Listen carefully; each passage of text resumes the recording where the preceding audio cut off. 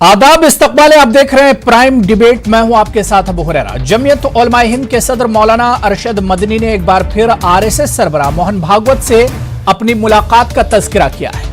बेंगलुरु में यौम जमहूरिया की मुनासबत से मुनक्किदा जमीयत उलमा हिंद के इजलास से मौलाना अरशद मदनी ने खिताब किया। उन्होंने कहा कि आरएसएस अगर अपने नजरियात में तब्दीली लाकर मुल्क के भाईचारगी फिरका वाराना हम आहंगी की फजा को कबूल करती है तो इसका खैर मकदम किया जाना चाहिए।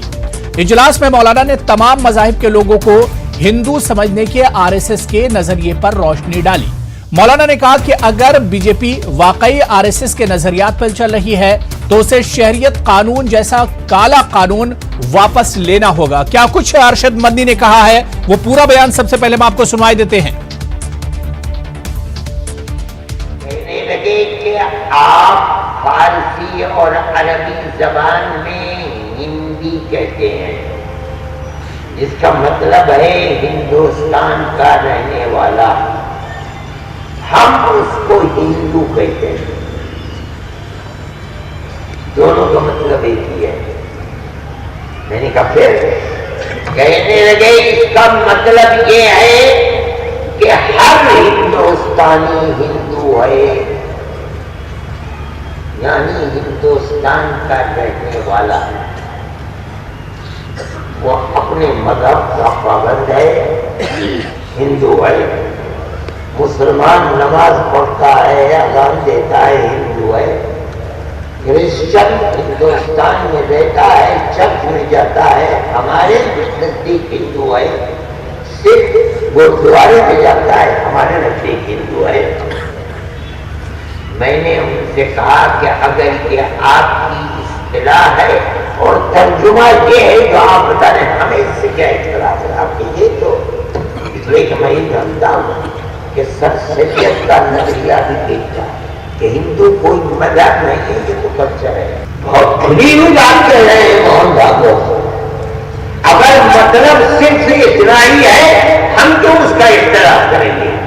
इसलिए कि हिंदू मुस्लिम नफरत इस 70 साल के अंदर कोई नहीं जानता तो जान ले।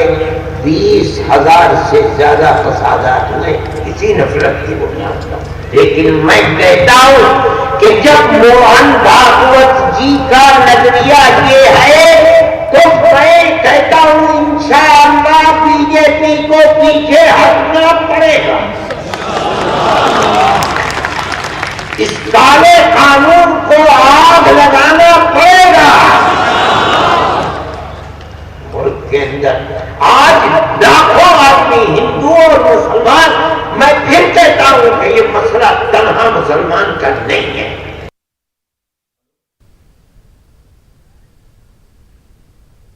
तो लफ्ज हिंदू की इस्तिलाह पर मौलाना अरशद मदनी ने बड़ा बयान दिया है। आपको याद होगा कि इससे पहले संघ सरबराह मोहन भागवत ने अपने एक बयान में कहा था कि हिंदुस्तान में रहने वाले सभी लोग हिंदू हैं। और अब इस बयान पर मौलाना अरशद मदनी का बयान आया है। उन्होंने पूरी ये इस्तिलाह समझाई है। दरअसल कल बेंगलुरु में एक प्रोग्राम हुआ था शहरियत तरमीमी कानून को लेकर, जिस पर मौलाना अरशद मदनी बोल रहे थे। इस मौके पर मौलाना अरशद मदनी ने शहरियत तरमीमी कानून एनआरसी एनपीआर को लेकर भी सरकार पर निशाना साधा। उन्होंने कहा कि अगर इस तरह का नजरिया और इस तरह की सोच आरएसएस की है तो बीजेपी को और सरकार को इस पर एक तरह से मजबूर होना पड़ेगा और सरकार को यह काला कानून वापस लेना पड़ेगा। इसी बयान पर हम बात करेंगे क्योंकि कई अहम इश्यूज हैं जिस पर मौलाना अरशद मदनी ने बयान दिया है। इसी पर हम प्राइम डिबेट में बात करेंगे। बहुत खास मेहमान भी मेरे साथ डिबेट में जुड़ रहे हैं। बहुत जल्दी अपने मेहमानों का आपसे तारुफ करा देता हूं। मेरे साथ तहसीन पूनावाला जी पॉलिटिकल एनालिस्ट हैं, शहरियत तरमीमी कानून यानी सीएए के खिलाफ लगातार आवाज उठाते रहे हैं, अर्जी गुजार भी इस मामले में है तहसीन पूनावाला जी। आपके अलावा मौलाना अब्दुल हमीद नोमानी साहब जनरल सेक्रेटरी हैं मजलिस मशावरत के, वो भी इस डिबेट का हिस्सा हैं। ख्वाजा इफ्तिखार अहमद साहब इस्लामिक स्कॉलर हैं, दानिश्वर हैं, आप भी इस डिबेट में जुड़े हुए हैं। इनके अलावा आलोक अवस्थी जी स्पोक्स पर्सन है, बीजेपी के तर्जुमान हैं, और अशोक सिंह जी आरएसएस थिंकर हैं, वो भी इस डिबेट का हिस्सा हैं। तमाम मेहमानों का बहुत इस्तकबाल और बहुत वेलकम। और मेरे साथ स्वामी चक्रपाणी जी जो कि सदर हैं हिंदू महासभा के, वो भी इस डिबेट में जुड़ चुके हैं। स्वामी चक्रपाणी जी, आपका भी बहुत इस्तकबाल है। मैं बहुत मुख्तसर में सबसे जो अरशद मदनी साहब का बयान है, मोहन भागवत जी के बयान आने के बाद, हालांकि काफी गैप हो गया दोनों बयानों में। अगर मोहन भागवत जी के हम बयान की बात करें, तकरीबन 25 से और 1 महीना पहले उन्होंने बयान दिया था कि हिंदुस्तान का हर शहरी हिंदू है, जो हिंदुस्तान में रहता है वो हिंदू है। और उस बयान की इस्तिलाह, उस बयान के माने क्या कुछ होते हैं, वो अरशद मदनी ने 1 महीने के बाद बताए हैं। क्या कुछ इस बयान का मतलब निकाला जाए, क्योंकि मुल्क में बहुत हसास मामला चल रहा है, शहरियत तरमीमी कानून का मामला है, और इस पर भी अरशद मदनी साहब का बयान आया है। इसी पर हम बात करेंगे। मैं सबसे पहले स्वामी चक्रपाणी जी आपके पास आना चाहूंगा। स्वामी चक्रपाणी जी, क्योंकि मोहन भागवत जी अगर कोई बयान देते हैं तो उसकी एक अहमियत होती है, और मुसलमानों में अगर जमीयत उलमाए हिंद की तरफ से कोई बयान आता है, मौलाना अरशद मदनी अगर कोई बयान देते हैं तो उसकी भी बहुत अहमियत होती है। मोहन भागवत जी का जो बयान तकरीबन 1 महीने पहले आया था कि हिंदुस्तान का हर शहरी हिंदू है, अब उसकी इस्तिलाह मौलाना अरशद मदनी साहब ने बताई है कि हिंदी में ये लगाते हैं और अरबी और फारसी में जो है वाव लगाते हैं। सबके माने मतलब हिंदू बोलते हैं उसे जो हिंदुस्तान का रहने वाला होता है। क्या कुछ कहना चाहेंगे? मौलाना अरशद मदनी साहब का जो बयान है, उन्होंने कहा कि हर हिंदुस्तानी हिंदू है। अगर आरएसएस इसे समझती है तो हमें भी इस पर कोई एतराज नहीं है। चक्रपाणी जी। नहीं अबू साहब, देखिए सरसंघ चालक जी ने जो भी बयान हिंदू को देते हैं तो उनके पीछे उद्देश्य होता है कि सब लोग देश के एक हैं। और अरशद मदनी साहब ने भी जो बयान का समर्थन किया है या उन्होंने भी कहा है, उसके पीछे भी भावना यही है कि यहाँ पे रहने वाले, यानी देखिए सिंध से हिंदू बना तो सिंधु घाटी, यानी जो भी हमारे यहाँ पे देश में रहने वाले हिंदुस्तानी हैं सब हिंदू हैं। और उसके पीछे एक राष्ट्रीय भावना है कि हम सब लोगों की, हमारी पूजा पद्धति अलग हो सकती है लेकिन हमारी पहचान एक भारतीयता से है, एक हिंदुस्तानी होने के नाते है। तो इसमें कोई दो राय नहीं। मदनी साहब ने जो समर्थन किया या मदनी साहब ने जिस बात को किया तो काफी हमें लगता है सब लोग उसको जानते हैं, लेकिन मानते नहीं।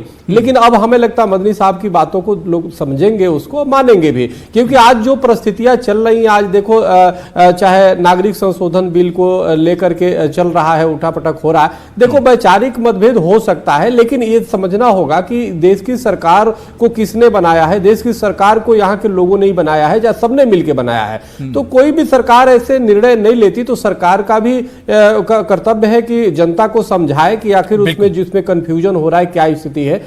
और जनता को भी ये जरूरी है कि मजहब और इसकी दृष्टि से न देख करके हम एक भारतीयता, एक हिंदुस्तानी हम हैं। और हम तो ये कह रहे हैं कि देखिए दुनिया में अगर हमारे देश में जो मुसलमान भाई हैं वो देश बंटवारा के बाद उसके पास ऑप्शन था, वो चाहते तो चले जाते, लेकिन जो रुक गए वो तो सच्चे हिंदुस्तानी है, सच्चे भारतीय हैं। तो कोई भी सरकारें या कोई भी उनके साथ अन्याय नहीं हो सकता। और इसको थोड़ी समझेंगे, थोड़ी सी कुछ लोग पॉलिटिकल इसको बनाने का प्रयास कर रहे हैं। तो हमें लगता है उसमें अरशद मदनी साहब का जो बयान है निश्चित रूप से जोड़ने वाला है। और इस पे हमें लगता है कि इस पे बैठ करके चिंतन करने की आवश्यकता है। ये चिंता का विषय नहीं है कि ये क्या हो जाएगा, बड़ा चिंता और टेंशन और एक भयावह स्थिति पैदा की जा रही है। ये देश हित में है। अगर बैठ के चिंतन इसके किया जाए, बैठ के एक हम हिंदुस्तानी हैं, हम भारतीय हैं, हम सब एक परिवार के लोग हैं। जब बाहर कोई भी मुसलमान या हिंदू जाता है तो उसको ये नहीं कहा जाता हिंदू एक मुसलमान है, लोग कहते हैं तो भारतीय, यू आर इंडियन। तो वो ये देखते हो, हिंदुस्तानी के रूप में देखते हो, भारतीय के रूप में देखते हैं। तो इसलिए हमको ये चीजें जरूर अच्छी तरह से मन और मस्तिष्क में रख लेना होगा कि हमारे एक एक कर्म, हमारे एक एक कार्य से पूरे देश और दुनिया में हमारी छवि बनेगी। तो इसलिए हम सरकार से कुछ भी हो हम उससे बैठ के बात करें, अब सरकार भी उनको बुला करके बात करे। और एक लोगों में अगर कोई बेचैनी है, कोई कंफ्यूजन है, कोई परेशानी है, गर्व है कि हम भारतीय, उस पर बातचीत होनी चाहिए। बहुत अच्छी बात स्वामी चक्रपाणी जी आपने कही है। मैं तहसीन पूनावाला जी आपके पास आऊंगा, लेकिन एक छोटा सा रिएक्शन मैं ख्वाजा इफ्तिखार साहब से ले लेता हूं। ख्वाजा इफ्तिखार साहब, जो बात स्वामी चक्रपाणी जी कह रहे थे कि बातचीत, क्योंकि पूरा मामला इस वक्त शहरियत तरमीमी कानून एनआरसी का चल रहा है, मौलाना अरशद मदनी ने जो बात कही है वो घुमा फिरा कर बात वहीं पर आ गई है कि आरएसएस और मोहन भागवत जी अगर सभी को हिंदू मानते हैं तो फिर यहां पर जरूरत क्या है एनआरसी की और जरूरत क्या है शहरियत तरमीमी कानून की। लेकिन काफी लंबा गैप हो गया इस जवाब देने में। मोहन भागवत ने जो बयान 1 महीने पहले दिया था वो जमीयत की तरफ से बयान बहुत देर में आया है। देखिए अबू हुरैरा साहब, मुख्तसर बात नहीं हो सकती, थोड़ा सा तफसील में जाना पड़ेगा जी। देखिए बुनियादी बात यह है कि पहले तो मैं और मेरी अक्ल ये समझने से कासिर है कि इस वक्त जबकि हिंदुस्तान भर में CAA, NRC और NPR को लेकर पूरे मुल्क के अंदर एक फ़ज़ा बनी हुई है, जगह जगह पर एहतजाज हो रहे हैं, लोग अपने ख़यालात का इस हवाले से इजहार कर रहे हैं, कुछ लोग उसकी मुआफ़क़त कर रहे हैं, कुछ लोग उसकी मुखालफत कर रहे हैं वगैरह वगैरह। ये एक अमल पूरा चला हुआ है और पूरे मुल्क में एक इस वक्त हैजानी कैफियत है। मैं ये समझने से कासिर हूँ कि इस कैफियत में ये मुद्दा क्यों मौलाना अरशद मदनी साहब को उठाने की ज़रूरत महसूस हुई, ये मेरी अकल से में बात ये नहीं आ रही है, पहली बात। दूसरी बात ये, जहाँ तक इस चीज़ का ताल्लुक़ है कि हिंदुस्तान में रहने वाला हर शख्स हिंदू है, देखिए थोड़ा सा ठंडे दिमाग से इस इशू को समझने की ज़रूरत है।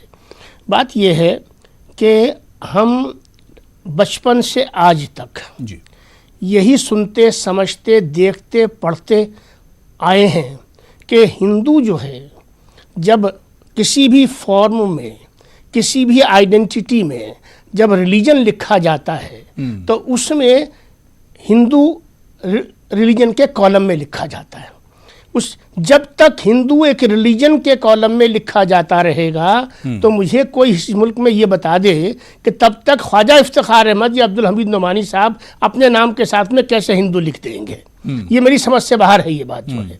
जब तक हिंदू समाज, मैं बड़ी बुनियादी बात कहने जा रहा हूँ, जब तक हिंदू समाज ये न कहे कि हिंदू जो है वो इस मुल्क की सकाफती पहचान है, कल्चरल आइडेंटिटी है, ये इस मुल्क की मेजॉरिटी की रिलीजियस आइडेंटिटी नहीं है, और उसके लिए ये लाजिम होगा कि रिलीजियस आइडेंटिटी क्या है वो बाकायदा उसको सामने लाया जाए, उसके हवाले से पार्लियामेंट में कानून बनाया जाए ताकि उसकी एक स्टैट्यूटरी पोजीशन हो, और ये हिंदू का जो इस्तिलाह है ये रिलीजन से डिसएसोसिएट हो। जब तक ये मज़हब के साथ में जुड़ी रहेगी तब तक जो है ये चीज़ पॉसिबल नहीं है। तीसरी बात मैं ये कहना चाहता हूँ कि मुझे ये समझ नहीं आता कि अच्छा भला हिंदुस्तान चल रहा है, हम सदियों से इकट्ठे एक दूसरे के साथ रहते चले आ रहे हैं, इन 70 सालों में भी हम इकट्ठे रहते चले आ रहे हैं, एक के बाद दूसरा, दूसरे के बाद तीसरा, तीसरे के बाद चौथा, ये शराइत का हिंदुस्तान क्यों बनता चला जा रहा है? ऐसा हो जाए फिर वैसा हो जाए फिर उसके बाद कुछ और हो जाए, ये अमल क्यों चल रहा है? क्या हमारे अंदर कोई कॉन्फिडेंस क्राइसिस पैदा हो गया है? क्या हमारे यहाँ कोई यानी कॉन्फिडेंस का कोई डेफिसिट पैदा हो गया है? क्या हम एक दूसरे पे भरोसा करना हमारे अंदर कमी पैदा हो गई है? क्या जब मुल्क की सिक्योरिटी की बात होती है, इसके तहफ़्फ़ुज़ की बात होती है, इसकी तरक्की की बात होती है, इसकी भलाई की बात होती है, इसकी तामीर की बात होती है, इसको आगे ले जाने की बात होती है, इसकी तरक्की में गुरूर और घमंड करने की बात होती है, इस पर जान निछावर करने की बात होती है, इसके लिए कुछ भी करने की बात होती है, मुझे नहीं लगता कि कहीं पर भी इसके लिए ख्वाजा इफ्तिखार अहमद हो या रामलाल हो, हम सब इकट्ठे खड़े होते हैं उसके लिए। तो ये सब, इसकी क्या ज़रूरत है कि हमको ये कहा जाए? एक चीज़ और हमें कहना पड़ेगा। देखिए, जब हम इंग्लिश का कॉन्स्टिट्यूशन देखते हैं तो हमें उस पर मिलता है कॉन्स्टिट्यूशन ऑफ इंडिया। जब हम हिंदी का उसका अनुवाद देखते हैं तो उस पर हमें लिखा हुआ मिलता है भारतीय संविधान, और जब हम उसका उर्दू तर्जुमा देखते हैं तो हमें उस पर लिखा मिलता है हिंदुस्तान का आइन। अब ये बताइए, तो क्या हिंदुस्तान का आइन, यानी मैं हिंदुस्तानी हुआ, मैं भारतीय हुआ, मैं इंडियन हुआ, तो क्या हम इन तीनों इस्तिलाहात को अब डिवोर्स करने, तलाक देने जा रहे हैं? क्या हम इन तमाम चीज़ों को छोड़कर जो है वो अब हम सब हिंदू कहलाएंगे? ये पॉसिबल नहीं है ये चीज़ जो है। ये सवाल हिंदू का जो है, अबू हुरैरा साहब, अब से तकरीबन 3 बरस पहले एक चर्चा हुई थी इंटेलेक्चुअल्स की, जिसके अंदर तकरीबन 37 के करीब इंटेलेक्चुअल्स थे और मैं भी था उसके अंदर, और सरसंघ चालक जी भी उसके अंदर मौजूद थे, और मैं 25 मिनट इस खास तौर से हिंदू के मौजू पर बोला था, और मैंने उस वक्त भी ये बात कही थी और आज मैं उसको यहाँ रिकॉर्ड पे लाना चाहता हूँ कि जब तक हिंदू मजहबी शनाख्त रहेगा तब तक हिंदुस्तान की कोई भी वहदत इसको कबूल नहीं कर सकती।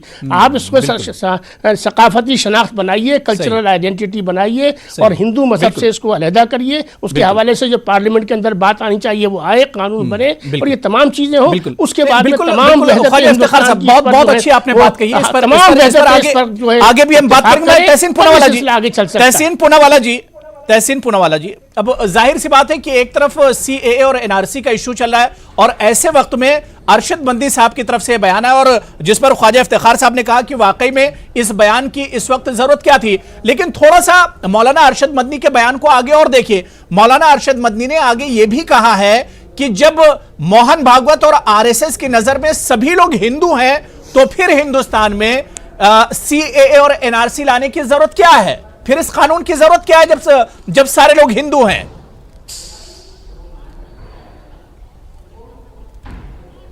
जी, मैं वही कहना चाहता था। सबसे पहले तो मैं आपके माध्यम से जो मुल्क की आवाम है उनको बताना चाहता हूँ, हिंदुस्तान ये देश का नाम नहीं है, इस देश का नाम है इंडिया या भारत। संविधान में यही दो नाम का प्रयोग हुआ है। हिंदुस्तान हमारे देश का नाम है नहीं, इंडिया है या भारत है। हम इससे समझते बात की करें। हिंदुस्तान इस देश का नाम नहीं है, मुल्क का नाम नहीं है। जब हम इस चीज को समझते तो हम आगे बढ़ते हैं। तो जब इस मुल्क का नाम भारत और इंडिया है तो फिर यहां पर रहने वाले भारतीय या इंडियंस है। अब दूसरी चीज, आप किसी भी फॉर्म में आपकी कोई भी फॉर्म भरते हो जो सरकारी दस्तावेज है, उसमें रिलीजन का कॉलम आता है। जो लोग, जो मेरे भाई या मेरी पत्नी हिंदू है, वो अपने फॉर्म में लिखती है हिंदू धर्म, तो फिर हिंदू धर्म हुआ या नहीं हुआ? मैं नहीं लिखता हूं हिंदू धर्म। मेरी अम्मी मुसलमान है, मैं नास्तिक हूं, तो मेरी अम्मी लिखती है मुसलमान, क्या मेरी अम्मी हिंदू लिखती है? क्या मेरी पत्नी कुछ और लिखती है?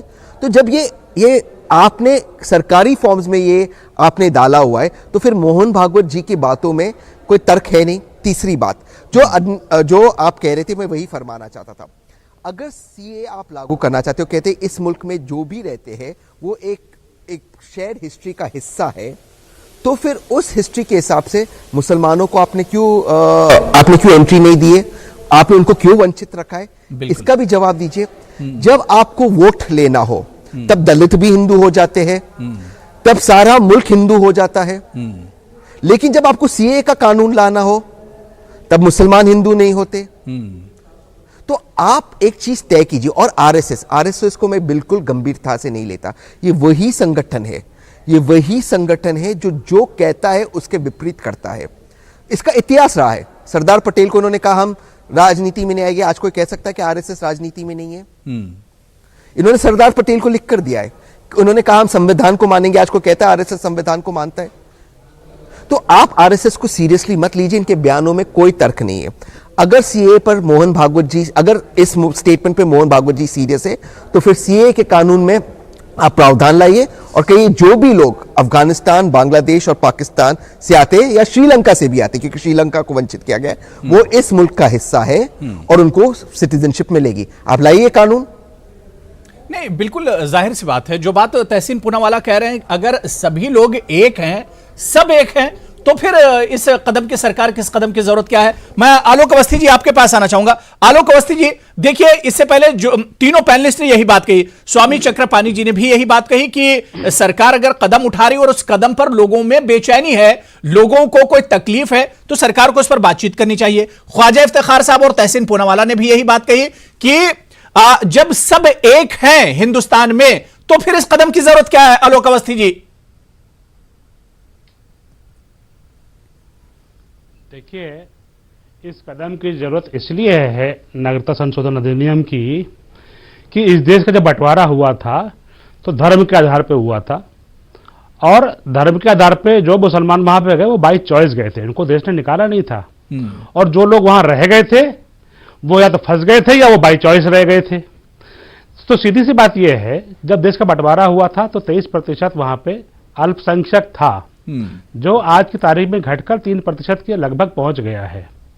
और बांग्लादेश में भी 22% था, जो आज घट के 6 से 7% अवस्थी जी, देखिए जो लोग परेशान हैं, जिनकी बात अबू जी आपने किसी को टोका नहीं है, मेरी बात पूरी होने दीजिए। तो कोई कर ही नहीं रहा है। उनको नागरिकता देने का तो अपोज कोई कर ही नहीं रहा। आलोक आप अवस्थी मेरी जी। बात अबू रेरा जी, आपने इसके पहले 2 वक्ताओं को 3 वक्ताओं को अनइंटरप्ट बोलने दिया है।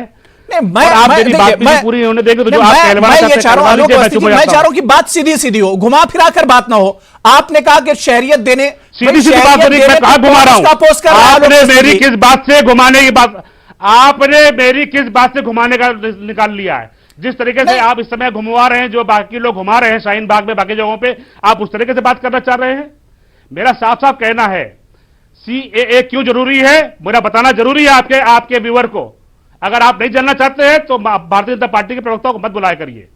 नहीं, आलोक अवस्थी जी, मैं ये कह रहा हूं कि सीएए का तो विरोध कोई नहीं कर रहा है, यहां पर विरोध एनआरसी का हो रहा है, एनपीआर का हो रहा है। जो लोग मुखालफत कर रहे हैं वो लोग इसी बात पर कर रहे हैं। चलिए अब मुझे आप कितना देर देंगे बोलने के लिए बताइए। नहीं, आप अपनी बात रखिए। मैं सिर्फ आलोक अवस्थी जी ये कह रहा था कि देखिए, जो लोग कमजोर हैं, जो परेशान हैं, हिंदुस्तान की तो यही खूबी है कि यहां पर कमजोरों के साथ हिंदुस्तान हमेशा खड़ा होता है। कभी पड़ोसी मुल्क को परेशानी होती है, हिंदुस्तान हमेशा खड़ा होता है। यही तो खूबी है हिंदुस्तान की। बोलिए आलोक अवस्थी जी, बात पूरी कर लीजिए। मैं बोलूं, अनुमति है? जी जी बोलिए। जी धन्यवाद। नागरिक संशोधन विधेयक इसलिए लाया गया कि अल्पसंख्यक जो हमारे पड़ोसी देशों में है, जो बंटवारे से अलग हुए हमसे, 1947 से पहले पूरा एक देश था, ना बांग्लादेश था ना पाकिस्तान था, वहां पे रहने वाले भी सब हिंदुस्तानी थे, ठीक है। अब जब वहां पर उनके ऊपर धार्मिक रूप से प्रताड़ना हुई, या तो कन्वर्ट कर दिए गए, या वो भाग के दूसरे देशों में चले गए, या मार दिए गए। जो लोग हमारे देश में आ चुके हैं 2014 31 दिसंबर से पहले और हमारे यहाँ रह रहे हैं शरणार्थी के रूप में, उनको अगर हम रेगुलराइज कर रहे हैं, उसमें किसी को आपत्ति नहीं होनी चाहिए। मुसलमान पाकिस्तान में पूरी बहुमत से है, हमारे यहाँ हमारे देश के मुसलमानों से इससे कोई लेना देना नहीं है। हमारा देश का मुसलमान खुशहाल है, हमारे साथ हाथ से हाथ बटा के चल रहा है। ये बात साफ साफ समझ में आ जानी चाहिए कि ये कानून हमारे देश के किसी भी मुसलमान, हिंदू या किसी और धर्म के लिए नहीं है। ये बाहर से आने वाले लोगों के लिए ये एक व्यवस्था बनाई गई है, जो वहां पर कम कर दिए गए हैं। कहां जाएंगे भाग करके, बताइए आप? वहां जो लोग मारे जाएंगे भारत ही तो आएंगे, क्योंकि यही इसी देश का तो बंटवारा हुआ है। पाकिस्तान का तो बंटवारा नहीं हुआ था, भारत का बंटवारा हुआ था, तो लौट के सब मूल रूप से यही बनाएंगे। अब रही बात, मैं आप कह रहे हैं एनपीआर और एनआरसी की। एनआरसी का हवा दिखाया जा रहा है, एनआरसी तो अभी कहीं है ही नहीं, पहली बात। ना ही सरकार, प्रधानमंत्री मोदी ने स्वयं कहा है कि कोई भी एनआरसी का अभी कोई हमने जो है इस पर विचार भी नहीं किया है। आप एनपीआर की बात करते हैं, 2010 में कांग्रेस सरकार एनपीआर लेकर के आई, सभी लोगों की 10 उंगलियों के निशान लिए गए, फोटो खिंचवाई, 3500 करोड़ रुपए कांग्रेस सरकार ने खर्चा किए। उस समय एनपीआर पे हो हल्ला क्यों नहीं मचाया गया? आज वही ये 10 साल बाद होने वाली प्रक्रिया है, जो कि जनगणना से जुड़ी हुई है, और एनपीआर की वजह से जनसंख्या का घनत्व देखा जाता है कि इस जगह पे कितनी आबादी बढ़ गई। अब इसके लिए आगे क्या प्लानिंग करनी चाहिए कि यहाँ कैसी सड़कें होनी चाहिए, कितनी चौड़ाई में यहाँ पे पानी जाना चाहिए, कैसे यहाँ की व्यवस्था होनी चाहिए, ये उसका एक पार्ट है। ठीक है। तो जब 2010 में वो चीज सही थी, आज 2020 में वो गलत कैसे हो सकती है? और तीसरी बात मैं ये बात कहना चाहूंगा, जो हमारे विद्वान प्रवक्ता हैं जो मुस्लिम है, मैं उनका नाम मैं भूल गया, उन्होंने कहा कि हिंदू और हिंदी में बांटा। आप बताइए अमेरिका में सारे धर्म के मानने वाले लोग हैं, जब वो लिखते हैं तो अमेरिकन लिखते हैं, सऊदी में सऊदी लिखते हैं, मुसलमान नहीं लिखते, पाकिस्तान में पाकिस्तानी लिखते हैं, वहां पे हिंदू भी हैं, वहां पर भी जो है क्या कहते हैं दूसरे धर्मों के भी लोग हैं। उसी तरह बांग्लादेश वाले बांग्लादेशी लिखते हैं। ठीक है, संविधान में हमारी व्यवस्था भारत और इंडिया के रूप में की गई, लेकिन क्या हमारी आम बोलचाल में हिंदुस्तान नहीं आता है क्या? हिंदुस्तान का मतलब क्या होता है कि हम इस देश के रहने वाले हैं, हमारी पहचान की ये चीजें, हम वहां मुसलमान के नाते नहीं पहचाने जाते, हम वहां पहचाने जाते हैं भारतीय के नाते। आलोक अवस्थी जी, तहसीन पूनावाला छोटा सा रिएक्शन दे रहे हैं, आपको जवाब दे रहे हैं तहसीन पूनावाला जी। मैं उसके बाद 2 गेस्ट और मेरे साथ बैठे हुए, उनके पास भी जाऊंगा। तहसीन पूनावाला जी, बहुत छोटा सा रिएक्शन।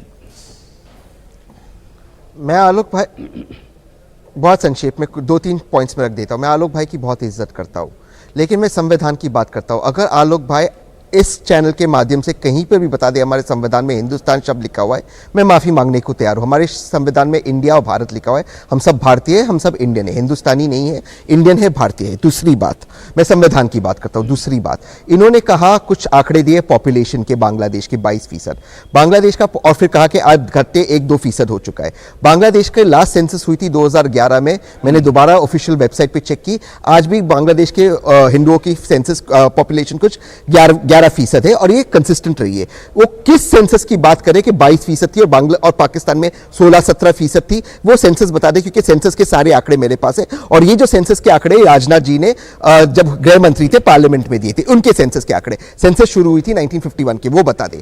तीसरी चीज ये बता रहे हैं कि एनआरसी की प्रक्रिया शुरू नहीं। मैं बार बार आपके चैनल पे बोलता हूं, एनआरसी की प्रक्रिया 2003 में जो सिटीजनशिप अमेंडमेंट लाए थे अटल बिहारी वाजपेयी ने सेक्शन 14 में, उसमें एनआरसी की प्रक्रिया हो चुकी थी। वो एनआरसी ऑलरेडी उस कानून का हिस्सा था। तो मैं बड़े विनम्रता से पूछता हूं, क्या कोई कानून आधा ही लागू हो सकता है?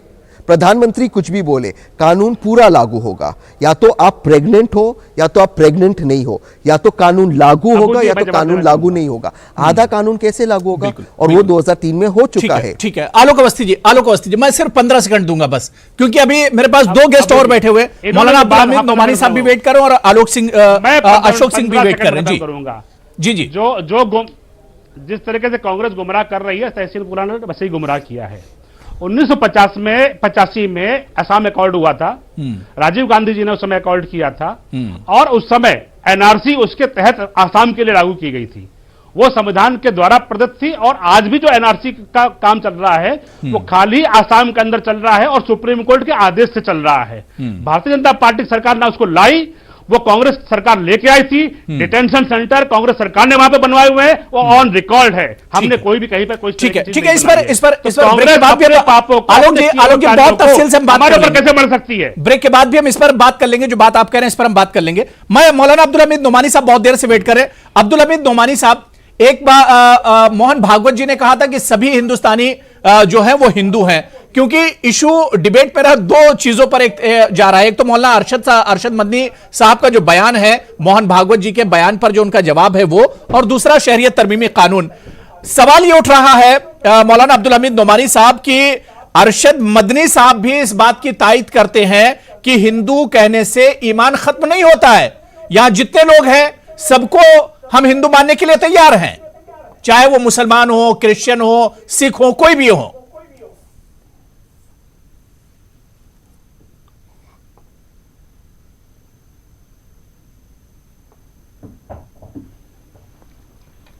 देखिए, मौलाना अरशद मदनी साहब से मेरी अभी जो है कुछ देर पहले बात हुई है, और जिस दिन वो मोहन भागवत से मुलाकात करके आए थे उस दिन भी मैं उनसे मिला था जी, और 1-1.5 घंटे मैंने बात की। देखिए, जहां तक परिभाषा और टर्मिनोलॉजी की बात है, तो जैसे वो कह रहे हैं कि जिसको आप कहते हैं कि ये हिंदी है या हिंदुस्तानी है, उसी को हम हिंदू बोलते हैं, और उसमें हम जो है वो बदलाव करने के लिए तैयार नहीं है। लेकिन मौलाना का पूरा जोर जो है इस पे नहीं है। वो कहते हैं कि अगर आप ये मानते हैं कि सारे लोग जिसको हम हिंदुस्तानी या हिंदी कहते हैं, तो फिर आप ये बंटवारा क्यों उन्हें करते हैं? आप जो है बाहर आके जो है बोलिए जो है ये आप जो है वो नहीं कहते हैं। और मोहन भागवत ने खुद कह दिया, जब जो है शहरी तरमीमी एक्ट जब बन गया तो उन्होंने कहा कि हिंदुओं को डरने की जरूरत नहीं है। जब एनआरसी का मामला जो आसाम में आया तो उन्होंने ये कहा, और जो है गृह मंत्री ने अलग अलग करके दिखाया कि जो है वो हिंदू, जैनी और जो है बुद्धिस्ट, ईसाई सबको अलग करके दिखाया, पारसी, सिख को, और मुसलमानों को अलग कर दिया। तो ये कहना कि ये शहरियत जो है नागरिकता देने के लिए है, लेने के लिए नहीं है। तो संवैधानिक रूप से धर्म समुदाय के आधार पे, मजहब और फिरके की बुनियाद पे नागरिकता, शहरियत देना भी जो असंवैधानिक गैर कानूनी है, और जो है लेना भी असंवैधानिक है। ये जो भेदभाव है जिसका निषेध है जो संविधान और आईन में, उसका रास्ता जो निकालने की कोशिश हो रही है, क्योंकि ये जो है इस जो है भारतीय संविधान को पूरी तरह जो नहीं मानते हुए एक रास्ता निकाला गया है भेदभाव पैदा करके और समाज को फिरकों के आधार पर बांटने के लिए। मौलाना कहते हैं ये तो आपकी परिभाषा है, हम तो उसको हिंदुस्तानी हिंदी बोलते हैं। तो जो भी अमेरिकी है या जो है वो जर्मन है या सऊदी है, वो देश की तरफ जो है उसका संबोधन है, संबंध है, वो जो है किसी कम्युनिटी या धर्म की तरफ नहीं है। अगर आप जो है देश के आधार पर सबको हिंदुस्तानी जिसको हम कहते हैं या भारतीय कहते हैं या हिंदी कहते हैं उसी का आप हिंदू कहते हैं, तो फिर ये बंटवारा क्यों है? ये जो है एक बड़ा सवाल किया। और फिर जो आपने जो कानून बनाया है, नागरिकता संशोधन जो है कानून जो है, तो उसमें ये बंटवारा क्यों है? ये मौलाना जो एक सवाल है। बिल्कुल बिल्कुल। अशोक सिंह जी देखिए, जो बात मौलाना अब्दुल हमीद नोमानी साहब कह रहे हैं, यही बात अरशद मदनी ने भी कही है। अरशद मदनी साहब ने यही बात कही है कि जब आरएसएस के नजदीक सभी एक हैं, सभी को अगर वो हिंदू मानते हैं, तो फिर सरकार का जो कदम है, जो बात एनआरसी और एसीसी, सीएए और एनपीआर की जो बात हो रही है, फिर ये बातें क्यों हो रही हैं? जब सभी एक हैं, फिर इस तरह के कदम सरकार की तरफ से क्यों उठाए जा रहे हैं? अशोक सिंह जी, यही जो है भेदभाव करने के लिए उठाया, जो आसाम में इनको जो नाकामी हुई है उसी से हिंदुस्तान हमारा, इस बात पे आप सबकी सहमति है। और अभी तक जितनी भी आपकी डिबेट चली, उसमें भारतीय जनता पार्टी के प्रवक्ता ने और चक्रपाणी जी ने कहा वो अक्षरशः सत्य है, उसमें कोई विरोधाभास नहीं है। लेकिन अन्य वक्ताओं ने अपनी बात को जिस ढंग से रखा तोड़ मरोड़ के, उससे मैं सहमत नहीं हूं। देखिए, जब हिंदुस्तान में रहने वाले सभी हिंदू हैं, तो ये जो कानून आया है, ये यहाँ के जो नागरिक हैं ऑलरेडी, उनको कुछ इससे लेना देना ही नहीं है, तो हमारी क्या परेशानी है? और जहां तक इसकी बात है कि कैसे आर्टिकल 14 और इनको कैसे मुस्लिम को अलग कर सकते हैं, आप ये बताइए, आर्टिकल 14 की गलत डेफिनेशन आप क्यों देते हैं? यहां पे रिजर्वेशन SC ST को रिजर्वेशन है, और एक ब्राह्मण कहे कि हमें भी बराबरी चाहिए, तो वो नहीं मिलेगा ना। मुस्लिम जितनी आबादी है, माइनॉरिटी की बेनिफिट लेते रहे हैं, तब आर्टिकल 14 कहां गया था? और जहां तक इस एक्ट की बात है, सिर्फ अन्य देशों में जो माइनॉरिटी हैं उनकी बात की गई है। अपने देश में जो लोग रह रहे हैं वो स्वभाव से वैसे ही रहेंगे और सभी भाईचारा बना रहेगा। गलती कहां पे है देखिए समझने में। यहां की जो तहजीब है, जो परिभाषा है, गंगा जमनी तहजीब और भाईचारा जो कॉमनली क्यूमुलेटिव ब्रदरहुड है, उसमें एक दूसरे के यहां जाना, त्योहारों में जाना, सबसे मिलना, त्योहारों को मनाना, ये है। और गंगा जमनी तहजीब की सही परिभाषा क्या है कि यमुना नदी जिस समय गंगा में मिल जाती है, तो आगे वो गंगा के नाम से ही जानी जाती है। तो पूरे हिंदुस्तान में रहने वाले सभी लोग, पूरे भारत में रहने वाले सभी लोग हिंदू कहलाएंगे। इस पर्याय से उनका रह सहन विचार एक है। अब इसमें यह भी देखिए कितनी अच्छी बात है, नहीं तो वो गंगा नदी, अशोक जी तो यही सवाल तो अरशद मदनी साहब ने उठाया कि जब सबको एक मानते हैं, सबको हिंदू मानते हैं, तो फिर ये कदम क्यों उठाया जा रहा है सरकार की तरफ से? फिर ये कदम क्यों उठाया जा रहा है? बता रहा हूं, आप सुने, बता रहा हूं। सबको हम जब हिंदू मान रहे हैं इस राष्ट्र में, तो पहले तो आपका प्रश्न ही गलत है कि हम सब बराबर हैं, हम सब भाई भाई हैं, सबके अधिकार बराबर हैं, सबकी ग्रोथ बराबर है, सबको सम्मान बराबर है। तो ये तो विरोधाभास कुछ लोग राजनीतिक पार्टियां अपने राजनीतिक स्वार्थ के लिए उठा रही हैं। सीएए का भारत के नागरिकों से कुछ भी लेना देना नहीं है। और एक और बात है, इस एक्ट के आधार पे कोई बाहर लाया नहीं जा रहा है। नोमानी साहब मैं आ रहा हूं। 31 दिसंबर 2014 तक जो लोग आ चुके हैं, सिर्फ उनको नागरिकता देने की बात है। हम ऐसा नहीं कह रहे हैं कि ले आए सबको, बस फटाफट सबको ले आके बसा लेंगे, ऐसा भी नहीं किया गया है। और ये क्यों है? देखिए, आप भारत की सभ्यता को समझिए, वसुधैव कुटुंबकम, पूरी वसुधा ही हमारा परिवार है। और ठीक है, हमारे घर में ठीक है। अशोक जी बात हो गई। मैं नोमानी साहब आपके पास आऊंगा। ख्वाजा इफ्तिखार साहब एक बात कह रहे हैं कि ये डिबेट जो है ये शहरियत तरमीमी कानून पे नहीं है। जाहिर सी बात है ख्वाजा साहब कि थोड़ा सा कंफ्यूजन है, क्योंकि जो बात जो इस्तिलाह यहां पर हिंदू की मौलाना अरशद मदनी साहब ने बताई है, मोहन भागवत के बयान की तायद की है, और आगे चलकर उन्होंने फिर यह बात भी कही है कि शहरियत तरमीमी कानून की जरूरत क्यों है। मैं स्वामी चक्रपाणी महाराज जी आपके पास आना चाहूंगा। स्वामी जी, जाहिर सी बात है कि मोहन भागवत जी अगर कोई बयान देते हैं उसकी बहुत अहमियत होती है, और अरशद मदनी साहब ने जब उस बयान की तायद कर दी है तो कहीं ना कहीं वो बयान और अहमियत का हामिल हो जाता है। और यह भी हम जानते हैं कि हिंदुस्तान गंगा जमनी तहजीब का मुल्क हमेशा से माना जाता है। एक मुल्क में मौजूदा वक्त में जो बेचैनी है, इस पर आपने बहुत अच्छी बात कही कि सरकार को सोचना चाहिए और बातचीत का रास्ता निकाला जाना चाहिए। मैं सिर्फ यह समझना चाह रहा हूं कि क्या वाकई में आपको नहीं लगता है कि ये जो बार बार इशू उठता है, हिंदू मुसलमान सिख ईसाई या बांटने की जो एक तरह से सियासत होती है, इस पर लगाम लगनी चाहिए अब?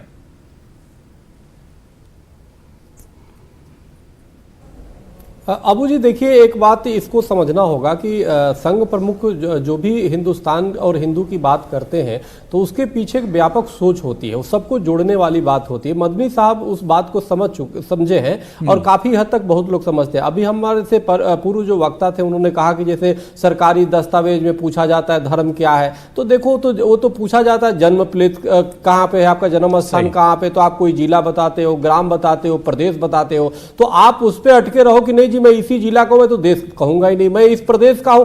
देखो ये अलग बात है, आप बिल्कुल आपका जन्म स्थान जो है जन्म स्थान रहेगा, जिस जाति में आपने जन्म लिया वो जाति का भी अस्तित्व रहेगा, जिस मजहब को मानने वाले, जिस धर्म को मानने वाले हैं वो भी रहेगा। लेकिन उस सबके बावजूद हम एक हिंदुस्तानी हैं, हम एक भारतीय हैं, इससे हम इनकार नहीं कर सकते। और इसके अगर जो हम कहेंगे तो कहीं ना कहीं हम सच्चाई को छिपाने का काम कर रहे हैं। तो हमें एक व्यापक होना होगा। जैसे हम हिंदुस्तानी जब कहते हैं कि हम हिंदुस्तानी हैं तो उसमें हिंदू, मुस्लिम, सिख, ईसाई, जैन, पारसी, सब बौद्धिस्ट सब एक साथ जुड़ जाते हैं। लेकिन जब हम कहते हैं कि नहीं हम तो हम मुस्लिम हैं, हम सनातनी हैं, हम जैनी हैं, तो एक वो अलग एक अस्तित्व उसका होता है, एक मजहबी अस्तित्व होता है। तो इस बात को हमें समझना होगा। और उस परिप्रेक्ष्य में आज देखो नागरिक संशोधन बिल का मैं खुद ही समर्थन करता हूं क्योंकि देश हित में है।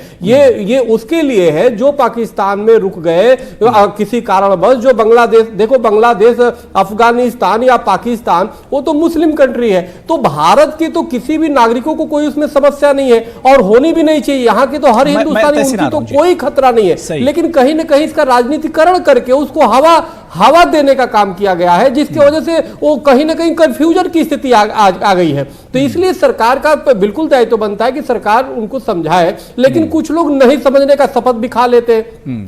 उसमें कई चीजें हैं, कुछ 370 आ गया, उस कारण भी जैसे रोने का था और ऐसे ही आप खुद 370 है, राम मंदिर ऐसे पर आ रहा है कि उनके वजह से भी कुछ लोग उसको मुद्दा बनाने का प्रयास कर रहे हैं कि इस वजह से। नहीं तो इसमें तो कोई भी देश के मुसलमान या हिंदू का कोई नागरिकता जाने ही वाला नहीं है। आपके पास आई कार्ड रहे न रहे, चाहे जो भी हो। अब लेकिन जो अल्पसंख्यक, आप ये देखिए वहां पे पाकिस्तान में अत्याचार हो रहा है, जो अन्याय हुआ है आए दिन, कभी सिखों पे, कभी वहां पे हिंदुओं पे, कभी वहां पे सनातनियों पे, और यहां तक कि देखिए कानून हमारा संवैधानिक रूप से कोई मुस्लिम भी अगर आता है हमारे देश में नागरिकता मांगता है तो उसे तो मिलता ही मिलता है। लेकिन ये विशेष कानून उन अल्पसंख्यकों के लिए, उसमें ईसाई भी है कि जो वहां पे उत्पीड़न हो रहा है, आप देखो आए दिन ईसाइयों को, वहां पे बच्चियों को या हिंदुओं को इस निंदा कानून में उनको सजा दे दी जाती है, क्योंकि बाद में पता चलता है कि वो तो फर्जी उनको फंसाया गया। तो कहने का मेरा मतलब है कहीं ना कहीं वहां पे उत्पीड़न हो रहा है। तो इसलिए भारत के भी हमारे मुस्लिम भाइयों को भी ये चाहिए, खासतौर से जो समझदार है,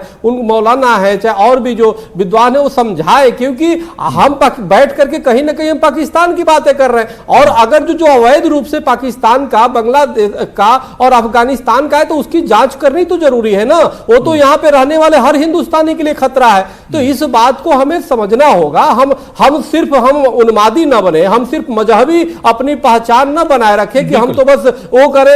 जाहिर सी बात है कि जोड़ने की ही बात होनी चाहिए। भारतीय हम बात जोड़ने की होनी चाहिए, मुल्क के डेवलपमेंट की और तरक्की की ही बात की जानी चाहिए। मैं ख्वाजा इफ्तिखार साहब आपके पास आना चाहूंगा क्योंकि सारे लोग वेट कर रहे हैं। मैं ख्वाजा इफ्तिखार साहब, जो बात स्वामी चक्रपाणी जी कह रहे थे, उन्होंने कहा कि खुद भी वो इसके एक तरह से हामी है कि सरकार ने जो कदम उठाया है ठीक है, लेकिन अब बात कहां पर ख्वाजा इफ्तिखार साहब फंस जा रही है? आखिर कंफ्यूजन कहां पर है कि अरशद मदनी साहब खुद जाहिर सी बात उन्होंने कहा कि अगर जो आरएसएस या मोहन भागवत जी अगर इस चीज को मानते हैं, क्योंकि दो चीजें हैं ख्वाजा इफ्तिखार साहब, आपने सवाल उठाया था कि डिबेट का टॉपिक जो है वो एक तरह से अरशद मदनी का बयान है जो हिंदू की इस्तिलाह है, लेकिन कहीं ना कहीं ये बयान आगे जाकर शहरियत तरमीमी कानून से मिल जाता है, सीएए से मिल जाता है। ख्वाजा इफ्तिखार साहब, तो इसे किस तरह से देखा जाए जो इसकी लगातार मुखालफत हो रही है? देखिए, सबसे पहली जो बात स्वामी जी ने जो बात कही, स्वामी जी जो बात कह रहे हैं उनकी बात में बड़ा भारी विरोधाभास है। मैंने जो सवाल उठाया सत्संग चालक जी के सामने भी सवाल उठाया और वही सवाल मैं यहाँ आपके माध्यम से भी उठा रहा हूँ कि जब तक हिंदू जो है वो मजहबी शनाख्त रहेगी तब तक ये मसला हल नहीं होगा। इसलिए जब हम किसी बात की तरफ बढ़ते हैं, किसी समाधान की तरफ किसी इशू को लेकर जाते हैं, तो हमें उस इशू को जहाँ पर डिफरेंस ऑफ ओपिनियन है या जहाँ पे कॉन्फ्लिक्टिंग व्यूज़ हैं उसको हमें डिस्कार्ड नहीं करना चाहिए, बल्कि हमको उस इशू को लेना चाहिए और उस पर चर्चा होनी चाहिए। एक बात।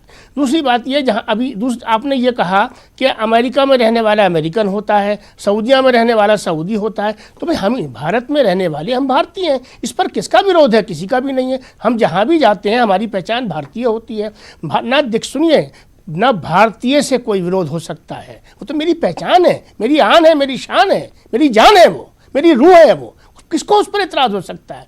इसी तरह से भारतीयता पे कोई झगड़ा नहीं है, राष्ट्रवाद पे कोई झगड़ा नहीं है, राष्ट्रीयता पे कोई झगड़ा नहीं है। सिटीजनशिप पर अब एक सवाल उठा है, बात चर्चा में चली गई है, चर्चा को बढ़ाना चाहिए, आपस में मिलकर बातचीत करनी चाहिए। अब जो बात आपने अरशद मदनी साहब के हवाले से मुझसे पूछी है, देखिए अरशद मदनी साहब ने शरीयत के हवाले से ये कहा कि इसको जो है वापस लिया जाना चाहिए और इसको आग लगा देनी चाहिए। अच्छा, बुनियादी बात क्या है? बुनियादी चीज़ ये है कि ये बात की जा रही है मोहन भागवत जी के बयानात के पस मंज़र में।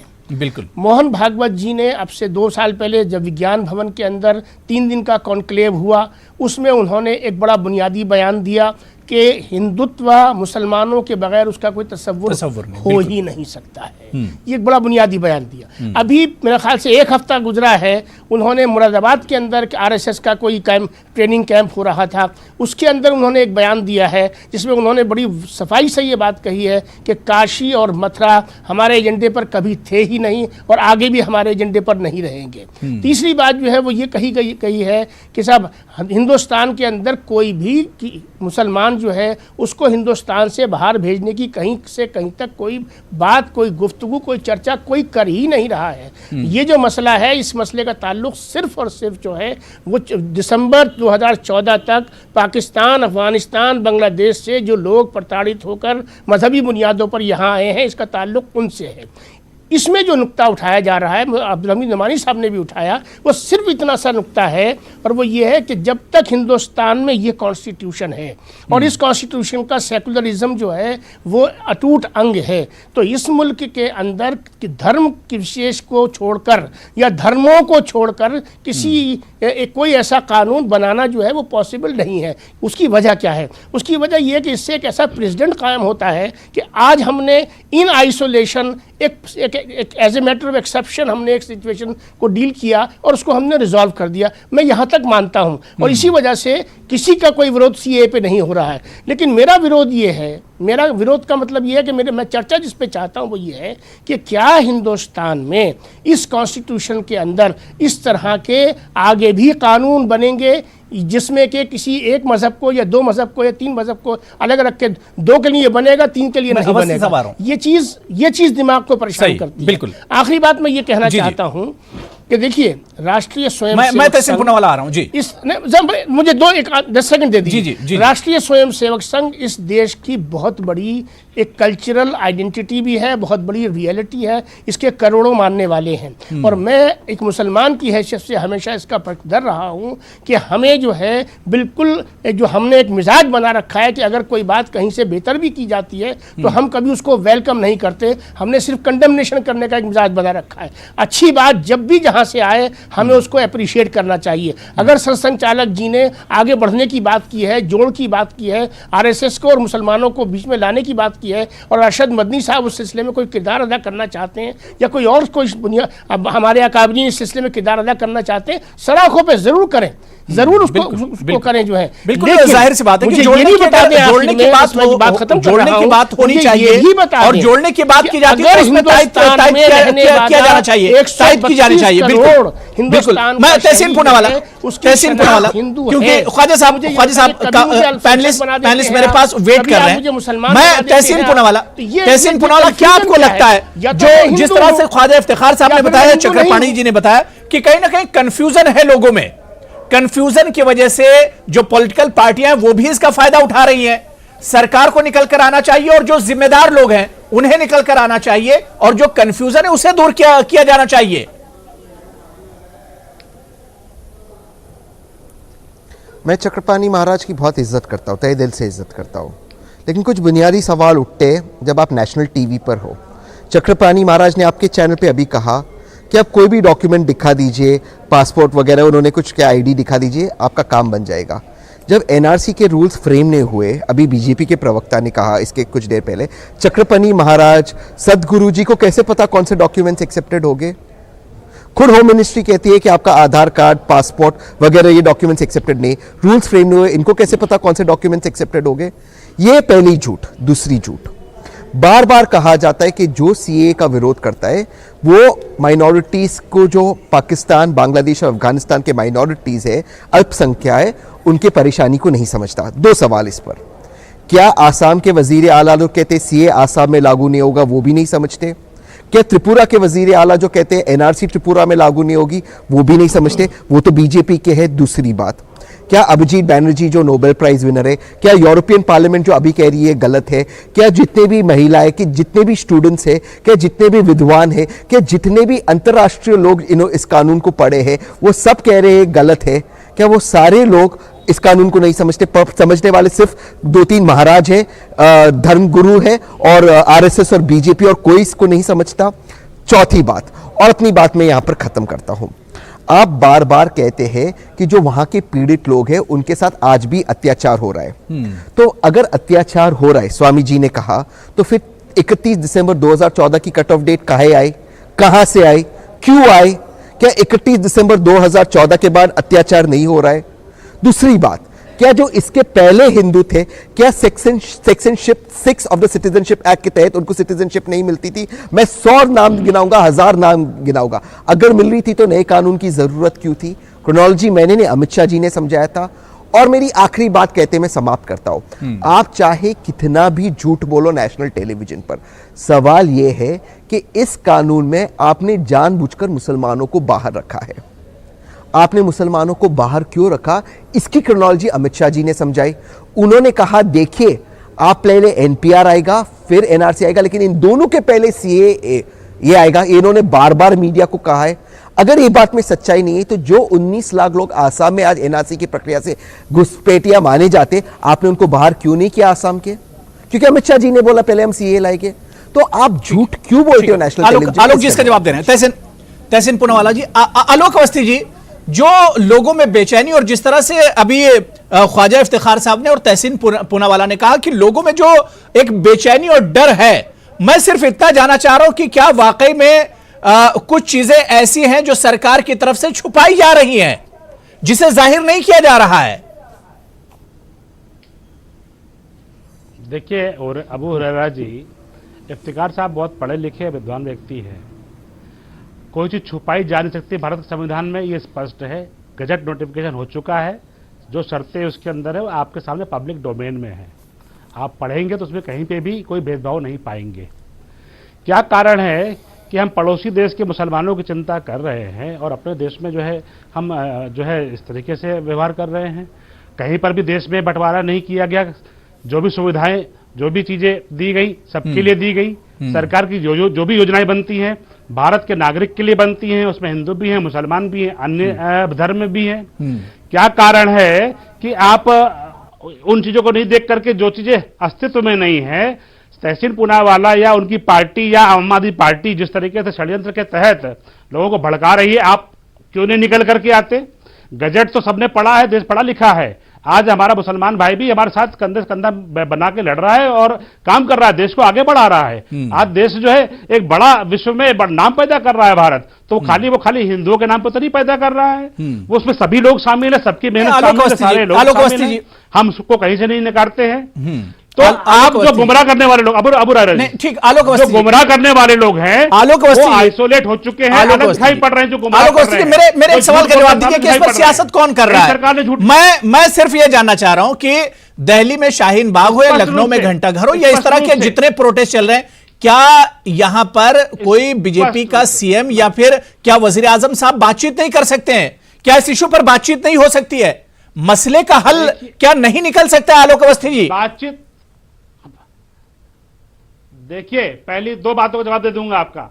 गुमराह कौन कर रहा है, वो साफ साफ टेलीविजन में बयान आया है प्रियंका वाड्रा का, राहुल गांधी का, जिन्होंने कहा था कि आपकी अपने दादा का पेपर मांगा जाएगा, आप जमीन के पेपर मांगे जाएंगे, आपको अपना पूरा खानदान बताना पड़ेगा। सीएए की उन्होंने ये व्याख्या की थी, उन्होंने झूठ बोला था और गुमराह किया था। रही बात, आप कहते हैं बात किससे करी जाए, सरकार बात करने की बात कह चुकी है, लेकिन बात करे तो किससे करें, कौन उनका नुमाइंदा है? जब सरकार कह रही है ये कागज है ही नहीं, अस्तित्व में नहीं है, ऐसा कोई कानून बना नहीं है देश में, मुसलमानों के ऊपर कोई बात आएगी तो उसमें क्यों नहीं समझ में आपको आ रहा है? देश के प्रधानमंत्री अब्दुल हमीद नोमानी साहब, बड़ी अच्छी बात यहां पर आलोक अवस्थी जी ने कही है कि अगर बातचीत की जाए तो किससे बातचीत की जाए। मौलाना अरशद मदनी साहब की तरफ से इस तरह का अगर बयान आता है तो अब बात यह हो रही है मुस्लिम लीडरशिप की कि अगर मुसलमानों में बेचैनी है, डर है और खौफ है, सरकार बात भी करना चाह रही है तो किससे बात की जाए? देखिए, ये जो धरना प्रदर्शन चल रहा है ये जनता और आवाम की तरफ से है। अगर कोई प्रतिनिधि जाएगा, जनता का प्रतिनिधि या नुमाइंदा जो है, तो अगर वो वहां जाके समझाते हैं और अशोक जी बात समझाने में वो कामयाब हो जाते हैं तो वहां से वो लोग जो है पत्रकारों को तो पीट रहे हैं आप लोग, पत्रकार जाते हैं उनको मारा जा रहा है वहां पे, और आप कह रहे हैं वहां बातचीत हो सकती है? वहां पे वामपंथियों का कब्जा है, कांग्रेसियों का कब्जा है, आम आदमी पार्टी का कब्जा है।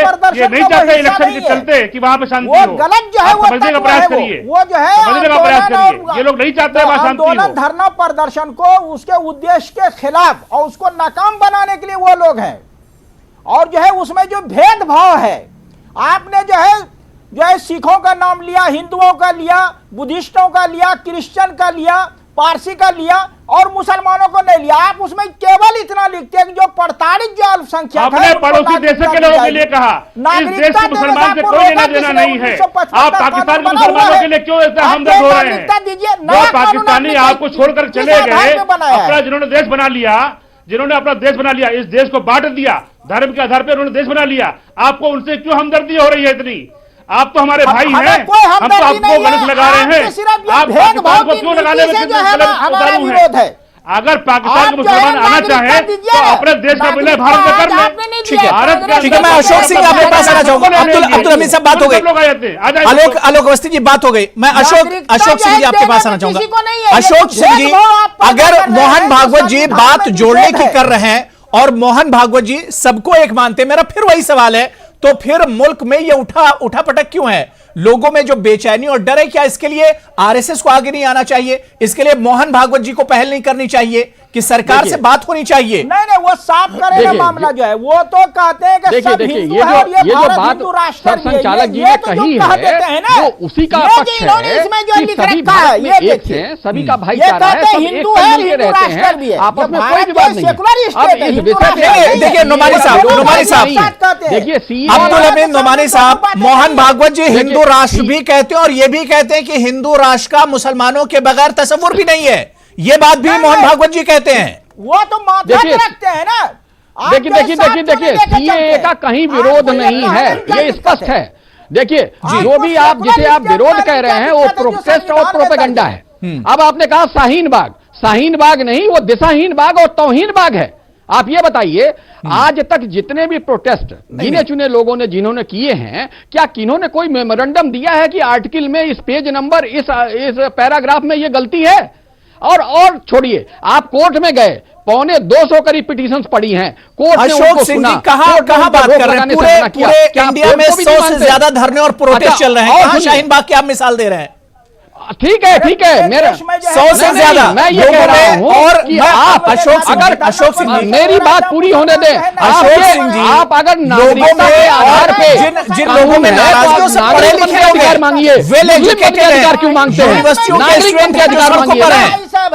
सिखों की तरफ से लंगर चल रहा है वहां पे, जो आपने गिने हैं। मैं कह रहा हूं पूरी भारत की आबादी की, हम कह भारत की आबादी छोड़ दीजिए, सिर्फ मुस्लिम्स की आबादी ले जाइए तो उसकी 0.1% लोग भी नहीं है। इसे भारत का प्रोटेस्ट कैसे कह सकते हैं? इसे जनता का प्रोटेस्ट कैसे कह सकते हैं? ये गिने चुने लोगों उपद्रवियों का प्रोटेस्ट है, प्रोटेस्ट और प्रोपेगेंडा है। जहां प्रोग्राम आ रहे सारी कुर्सियां खाली मिलती है। आप जो सीएए, ठीक है, मैं चक्रपाणी महाराज जी, मसले का हल कैसे निकलेगा?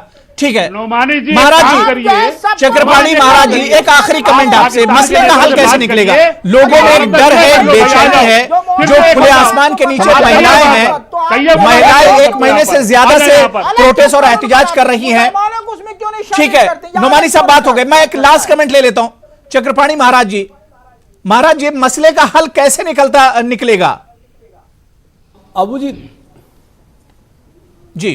अबू जी देखिए, अभी तक तो जितना जो भी हो रहा है, जिस प्रकार से सार्वजनिक रास्तों को जाम करके और भी जो हिंसक प्रदर्शन में बहुत दुर्भाग्यपूर्ण है, और हमें लगता है इससे देश का नुकसान हो रहा है। और हमें लगता है पाकिस्तान सबसे ज्यादा खुश होगा कि जो हम चाहते थे दहशतगर्दी वो इस तरह नहीं हो पाएगा, चलो इनको एक मुद्दा मिल गया।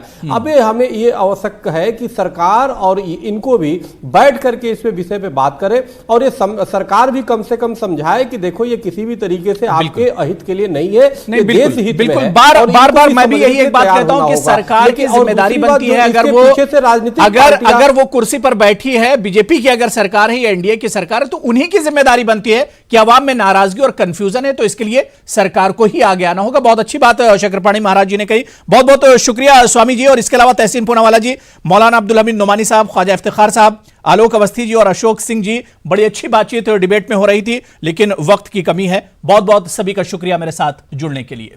आदाब।